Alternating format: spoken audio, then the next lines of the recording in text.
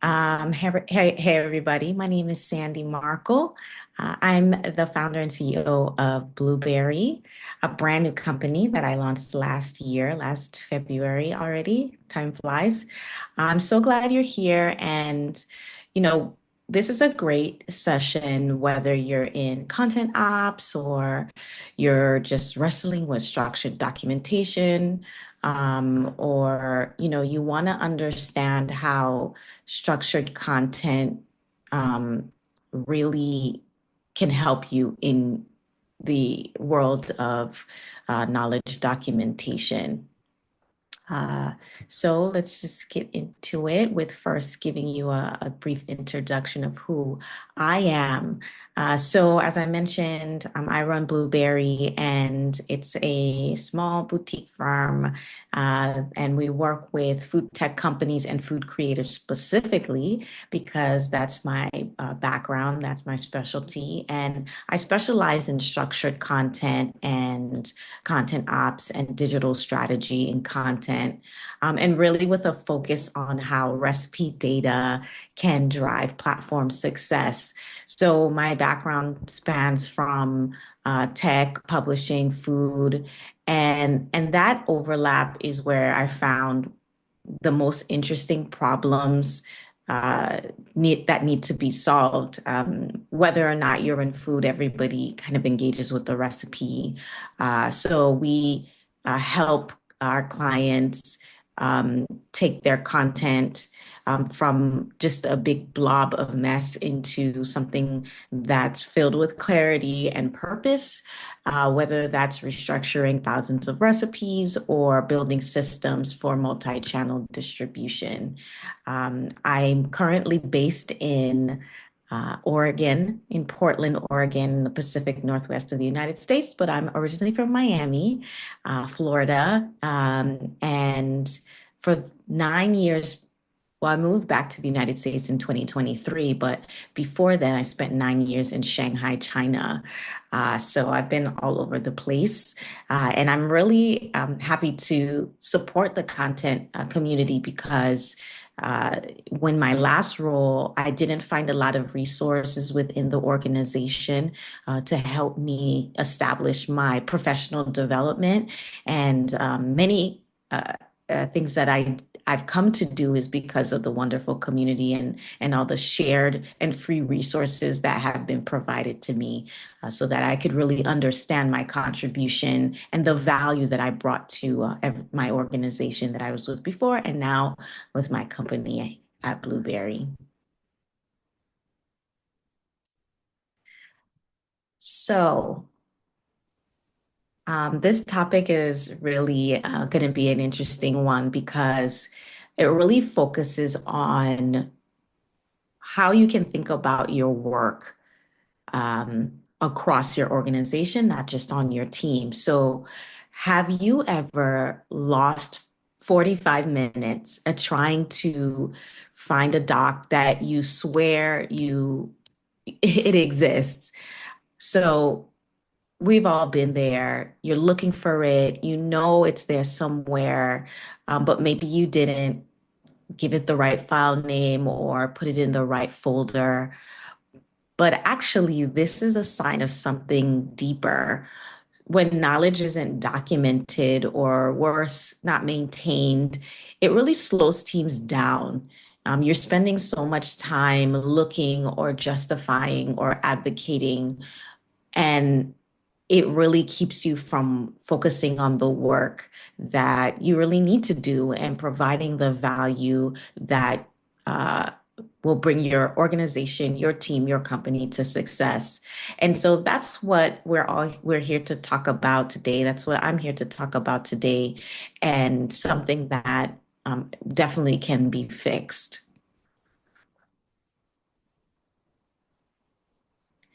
So, in many organizations and companies that I've seen and worked with, and people have talked about, knowledge is scattered across various platforms. So, knowledge is content, it's any information that you need, but it's scattered across various platforms: emails, personal notes, outdated documents. siloed team drives. I've seen, the content team has one drive, the product team has another drive, the engineering team has the wiki. This fragmentation leads to a lot of inefficiencies, repeated work, and a lot of frustration. The red flags could be, coming to a meeting where you thought you were all on the same page, but after the second agenda item, you realize you actually aren't. So when documentation isn't centralized or maintained, teams waste a lot of time searching for information or recreating existing content, which is definitely a red flag. And without clear ownership or of who owns that knowledge documentation, documents become outdated. These leads to a lot of problems, errors, and miscommunication. So as technical writers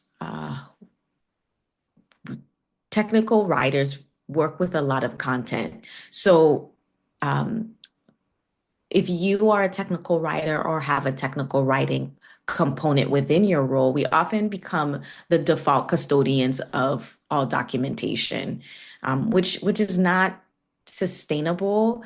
The real challenge is fostering a culture where every department takes responsibility for their knowledge assets, ensuring accuracy, accessibility, and relevance.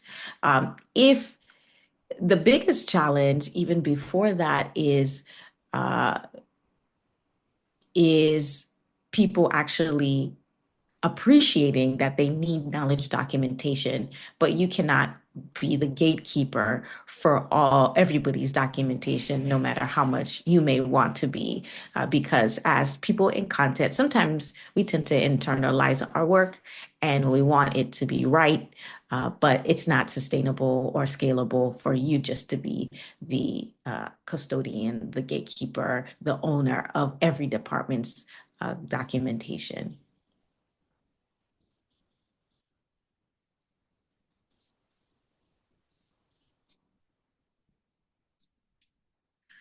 So what do we mean by knowledge documentation? Docs are really uh, they embrace more than just technical manuals. Even when I first heard the term myself, that's the first thing I thought of. But it includes internal processes, SOPs, onboarding materials, project retros, and so much more. Anything that really helps people understand the next step or what to do when something happens. All of those things are involved in knowledge documentation. And so these documents really include the collective expertise of the organization, and it really guides daily operations when it comes to decision making. Um, it really empowers everyone in the organization to do the right thing at the right time. And when knowledge docs are well maintained, they really serve as an invaluable resource for training, for troubleshooting, and innovation. On the other side, if they're neglected, um, they become sources of confusion and inefficiency. And that's where some people find themselves really not knowing what the real root of the problem is, but there can be some red flags that perhaps your either ownership of knowledge docs or the knowledge docs themselves are not where they should be or functioning or existing in the organization as they should be. So recognizing the breadth and importance of knowledge docs is the first step to fostering a culture of shared responsibility and continuous improvement. So, you know, often documentation is viewed as the sole responsibility of technical writers or specific departments. I've definitely experienced that in my role, uh, you know, especially in the past. And now I worked at a startup, and now I work with startups. And that's definitely sometimes the pitfall that happens within a startup organization. It's just the first person to say it owns it or brings it up owns it. But this mindset leads to bottlenecks and outdated information. So ownership doesn't just mean writing every word and it doesn't have to be owned by, um, the most influential or highest paying person in the room. Uh, it means being accountable for the accuracy and the relevance of the content related to one's domain. So what your expertise is, what your value is in in your organization. So when each team takes responsibility for their documentation, this really makes sure that information remains current and contextually accurate. Because I can't, if I it's not my domain, then I can't ensure that it's contextually accurate or current. So this collaborative approach is something that I've seen work very successfully, and it doesn't just distribute the workload. It's not just about delegating, but also fosters a sense of collective ownership, leading to better and reliable knowledge resources across the organization. There's these checks and balances in place that can help you and your team and your organization really scale. And also there's that human component where people feel confident about the value that they're bringing and the work that they contribute to the organization's success. So I have a quick story about this, a personal story. So in my last role, uh, there was a lot of ownership of knowledge docs within the engineering team. And as many of you may know, when you work with content of any kind, it's really easy to get pigeonholed into what your team does and what it doesn't do. Um, and as I was about 5 years ago, I really started understanding what my role could be and should be in content as it related to the work I was already doing in content. And so I started learning more about technical documentation and knowledge bases and structured content because a lot of those things I had already been doing. But the problem that I saw, and that you may see in your teams as well, in your other departments, is when people would leave, their domain expertise left with them.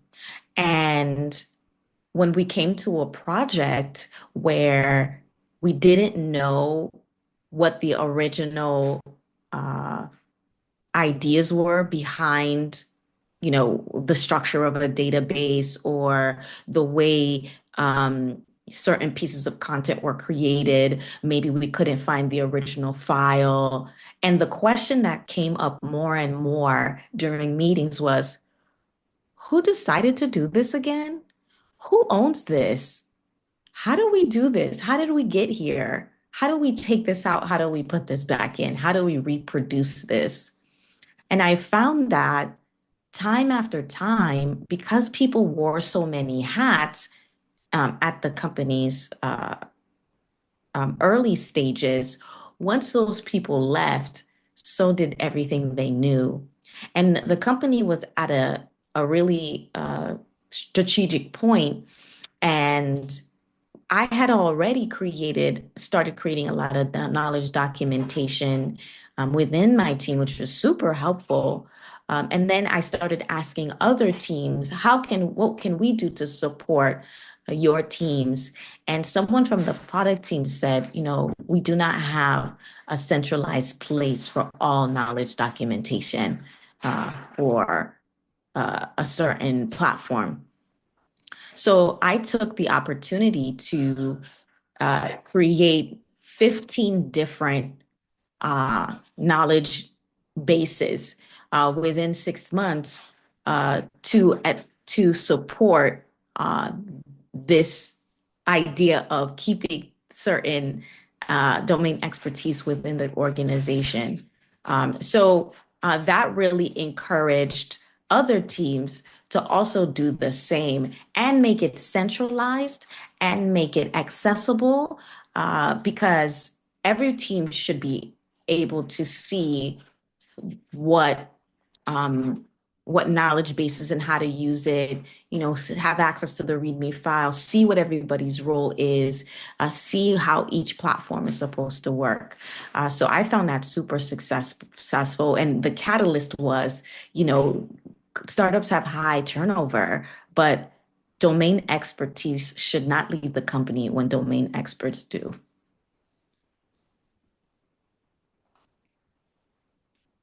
So what does shared ownership look like? So shared ownership, it really involves clear roles and responsibilities. Each department should really identify individuals responsible for creating, updating, and reviewing documentation. That's certainly what I've done in my own team. And, it doesn't have to necessarily be a certain title. It could just be someone who has a skill set or just a natural gift for details, especially if you're all in in in the same team and your skill sets are adjacent to each other. So, you know, think about the person on your team that would be are they great at research or are they just also as passionate as you on the topic? So think about centralized repositories like a company wiki, which is super helpful, or an intranet. But even if you don't have that, wikis are great because they're open source, they're easy to set up. But I've even done knowledge docs on, you know, free platforms like, oh, there's so many. Like I use ClickUp back when they first started to create a knowledge base. But Notion, a product team that I worked with, they use Notion. That's a good one.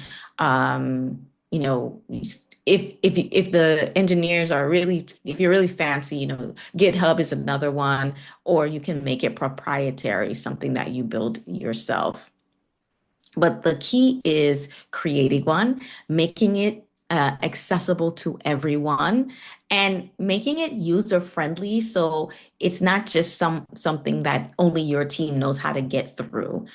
Maybe have a getting started section, or like what I did, which I thought was really approachable, is creating a training session and templates that can guide other teams in maintaining consistency and quality as well, and learning how to use your platform. So, you can use your knowledge base, your technical documentation as a framework, as a precedence to say, this is how this has helped my team to advocate for this type of approach within your organization.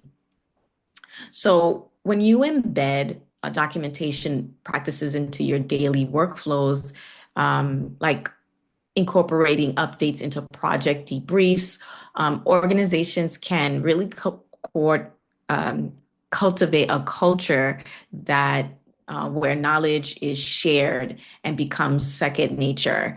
It takes endurance. It takes a lot of um, consistency and patience because a lot of people, change is hard, and it's hard to um, advocate for something that is so different than what people are used to. But with those steps of starting from the inside out, so within your team, you establish a precedent, you show where things are working, and you plant the seeds in in in the things that you do, the intentional things that you share within companies, oh, sorry, within department meetings or in OKR debriefs. That will also help with that as well. One thing that another thing that I like to encourage people to do that certainly helped me as I was starting to advocate for this shared ownership is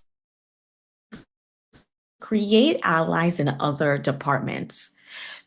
So, for example, if you're on a team, and I would let, like, for example, I led a content team in the past, and uh, there was somebody in the product team that I really got along with, um, and we would talk over coffee or something, and I just booked a meeting with them and just tried to understand their pain points and their thoughts. And you'd be surprised how much shared feelings around and vision around the same things that you may have.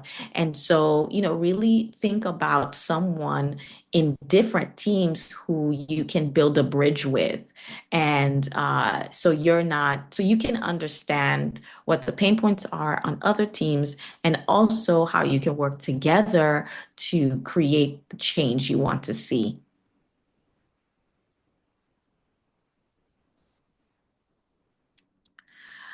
So I've seen a lot of technical writers transition from sole content creators to facilitators and strategists. So, so now roles include setting up documentation standards, creating templates, and training other teams. This is an important part of the role because many teams, especially non-technical teams, and maybe technical teams, th this specific t task or part of, you know, establishing a successful department is not something that's on the top of their minds, but helping departments to document their processes, showing them how we ensure that content is always accurate, contextually relevant, and excuse me, and it's not owned by a person. It's owned by the department. It's owned by the organization. So again, the domain expertise doesn't leave when the domain expert does. So this shift has allowed technical writers to focus on higher level content strategy and really making sure that the organization's knowledge ecosystem is cohesive, user friendly, and scalable. And what that looks like is really having a almost like a template that everybody can think about, like, for example, you know, what tools are they using? And w- what instructions are there for the roles there? If they publish documentation or they publish anything, what are the standards for that? There's so many things that you can think about when it applies to your specific company or the things that you do. And, if you embrace this shift, then that really amplifies your impact across the organization and really establishes the value of your role in being a strategic partner, not just an individual contributor or not just the team or the person that writes manuals or guides, although those components are extremely important, but it doesn't limit your benefit, your value, just the content you produce. But you're a valuable asset within the organization because you're establishing things that help the company grow, scale, and be successful.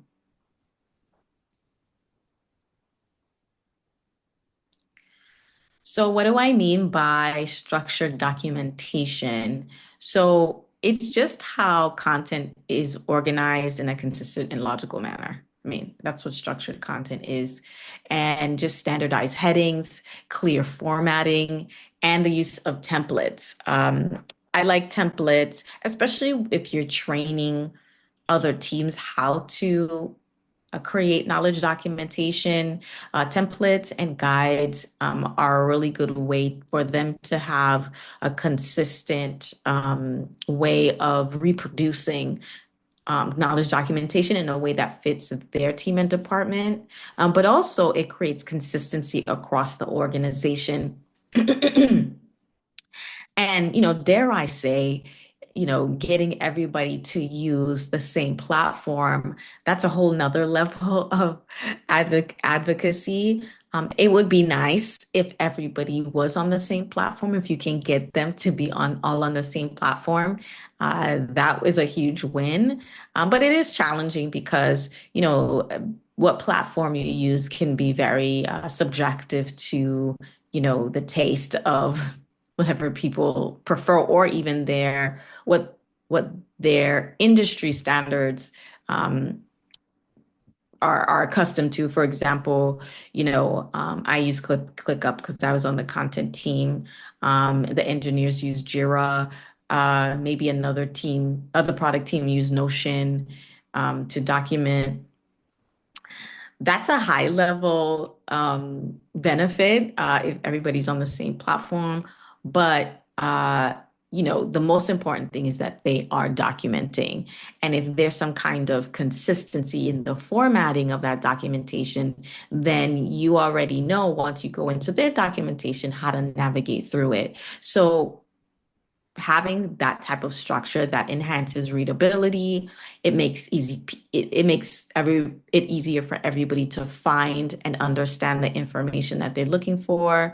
And it also facilitates content reuse and scalability, which really is the foundation of structured content. No content should be one and done. So if you have knowledge docs, that you use within a team, I remember one time as the HR department was growing in my last role, they said, "Hey, Sandie, can you help us make an onboarding video where you talk about what your team does?" But I'm not grabbing this information out of nowhere. I just grabbed it from my knowledge docs and used that as the basis for my portion of the onboarding video. Also, when I was hiring new people, I would do, what do they call them? I would do uh, uh, trial days. So during the interview process, someone would come in for one full day, and I would give them different tasks and different interviews, and they had to complete it within the day. But I didn't get all that information out of nowhere. I got it from the knowledge docs that I created and that we created as a team. So, you know, when you implement structured documentation practices, it really makes sure that content it stays coherent, it stays efficient as the organization grows. So effective knowledge documents are clear, they're concise, and user-centric. We have to think about who's going to read this. Maybe it's people within our team, but maybe it's not. They have to start with a clear purpose. They have to guide the reader on what to expect. The language is straightforward. You don't use jargon. A lot of people here already know this. Just also applying that into the technical documentation, um, you know, is allows it to be not just used within team, but maybe localized. After a while, I started working on international projects, and I had to create a manual for a brand from the UK, and I had to localize uh, the one of the big knowledge bases that I created internally and white label it and localize it for that that company. But it was a lot easier because the language was so clear, straightforward, with a purpose, no jargon, no um, you know things that were so specific that I had to recreate them. So it really allowed the content that I created in the past to be modular and ready for reuse. And of course, visual elements like bullet points, diagrams, it really enhances your comprehension. And regular reviews make sure that it stays up to date. So knowledge documentation is not one and done.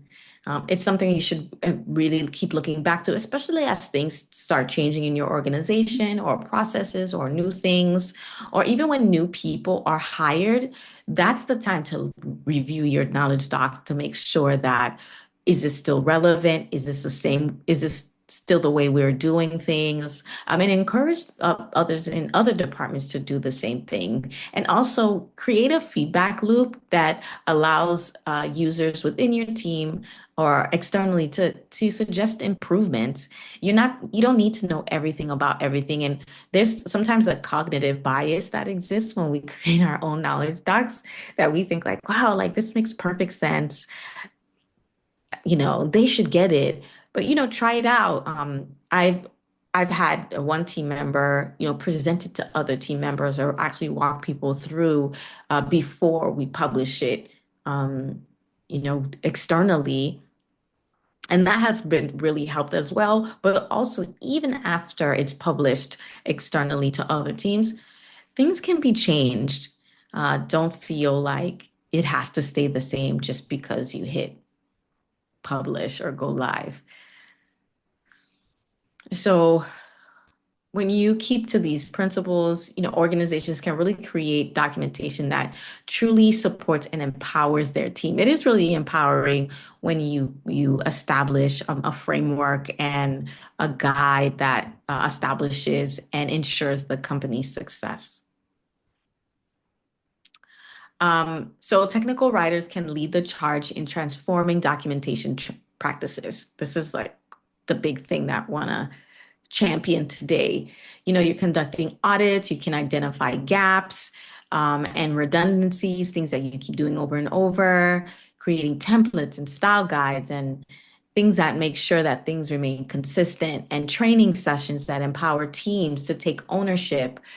Collaborating with departments helps with, you know, making sure you can integrate that document into your daily workflows.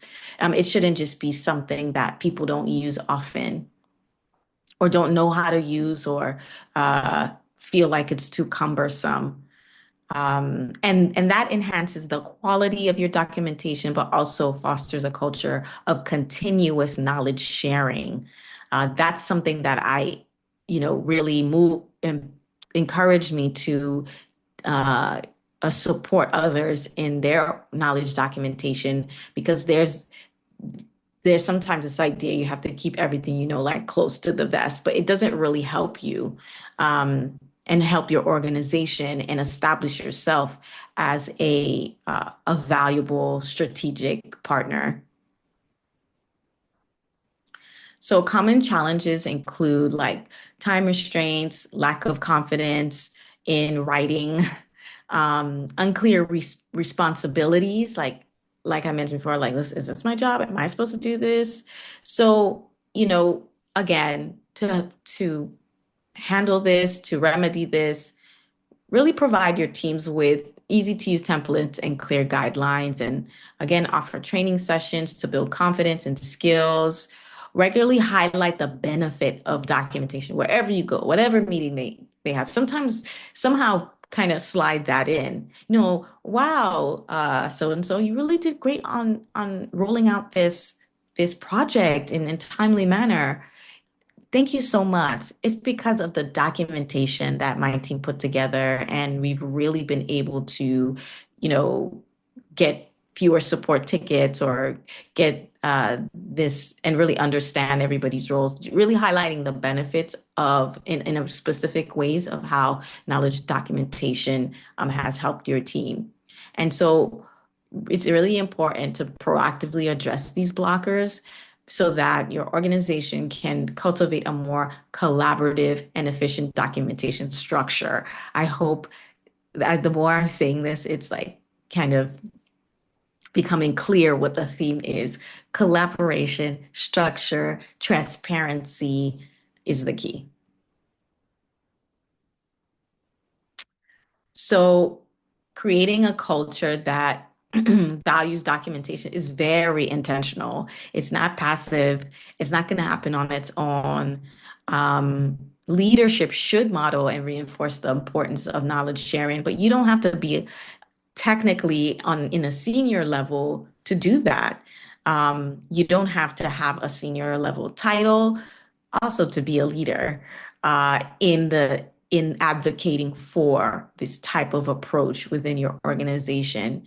Celebrate documentation successes. I remember when my team and I uh, just decided on a platform that we were going to create documentation for.